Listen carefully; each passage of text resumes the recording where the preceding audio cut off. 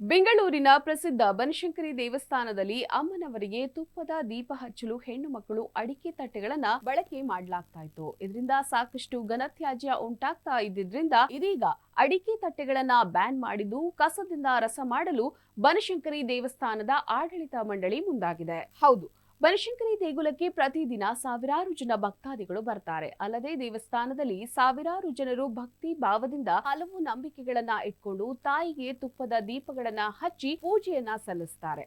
ಆದರೆ ಈ ತುಪ್ಪದ ದೀಪವನ್ನ ಹಚ್ಚುವ ಸಲುವಾಗಿ ಭಕ್ತಾದಿಗಳು ಅಡಿಕೆ ತಟ್ಟೆಗಳನ್ನ ಬಳಕೆಯನ್ನ ಮಾಡಿಕೊಳ್ತಾ ಇದ್ರು. ಇನ್ನು ಈ ಅಡಿಕೆ ತಟ್ಟೆಗಳನ್ನ ಬಳಕೆ ಮಾಡಿ ದೇವಸ್ಥಾನದಲ್ಲಿ ಬಿಟ್ಟು ಹೋಗ್ತಾ ಇದ್ರು. ಇದರಿಂದ ದೇವಸ್ಥಾನದಲ್ಲಿ ಸಾಕಷ್ಟು ಘನತ್ಯಾಜ್ಯ ಉಂಟಾಗ್ತಾ ಇತ್ತು. ಈ ಅಡಿಕೆ ತಟ್ಟೆ ಹಾಗೂ ಪ್ಲಾಸ್ಟಿಕ್ ನಂತಹ ವಸ್ತುಗಳನ್ನ ದೇವಸ್ಥಾನದ ಆಡಳಿತ ಮಂಡಳಿ ಬ್ಯಾನ್ ಮಾಡಿದೆ. ಅಷ್ಟೇ ಅಲ್ಲದೆ ದೇವಸ್ಥಾನಕ್ಕೆ ಬರುವ ಭಕ್ತಾದಿಗಳು ಪ್ರತಿದಿನ ಅಡಿಕೆ ತಟ್ಟೆಗಳನ್ನ ಬಳಕೆ ಮಾಡಿಕೊಳ್ತಾ ಇದ್ರು. ಇದರಿಂದ ದೇವಸ್ಥಾನದ ಸುತ್ತಲೂ ಕಸ ಹೆಚ್ಚಾಗಿ ಕಂಡು ಬರ್ತಾ ಇತ್ತು.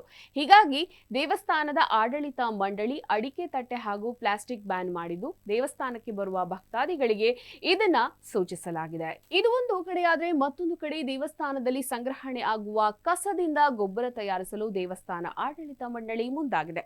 ದೇವಸ್ಥಾನದಲ್ಲಿ ಪ್ರತಿದಿನ ಪೂಜೆಗೆ ಬಳಸುವ ಹೂ, ಉಳಿದ ಅನ್ನ ಸಾಂಬಾರ್, ಅನ್ನದಾಸೋಹಕ್ಕೆ ಬಳಕೆ ಮಾಡಿದ ನಂತರ ತರಕಾರಿಗಳ ವೇಸ್ಟೇಜ್ ಅನ್ನ ಕಸಕ್ಕೆ ಹಾಕಲಾಗ್ತಾ ಇತ್ತು. ಆದ್ರೀಗ ಉಳಿದ ಹೂವು, ಹಣ್ಣು ಭಕ್ತಾದಿಗಳು ಊಟ ಮಾಡಿ ಉಳಿದ ಅನ್ನ ಸಾಂಬಾರ್ ಇವೆಲ್ಲವನ್ನ ಸಂಗ್ರಹಿಸಿ ಗೊಬ್ಬರ ತಯಾರಿಸಲಾಗ್ತಾ ಇದ್ದು, ಈ ಗೊಬ್ಬರವನ್ನು 1 ಕೆಜಿಗೆ 20 ರೂಪಾಯಿನಂತೆ ಜನರಿಗೆ ಮಾರಾಟವನ್ನ ಮಾಡಲಾಗ್ತಾ ಇದೆ. ಒಟ್ಟಿನಲ್ಲಿ ಶಾಕಾಂಬರಿ ದೇಗುಲದಲ್ಲಿ ಅಡಿಕೆ ಪ್ಲೇಟ್ಗಳಿಗೆ ಹಾಗೂ ಪ್ಲಾಸ್ಟಿಕ್ ಬಳಕೆ ನಿಷೇಧಿಸಿರುವುದು ಒಳ್ಳೆಯ ಸಂಗತಿಯೇ ಸರಿ.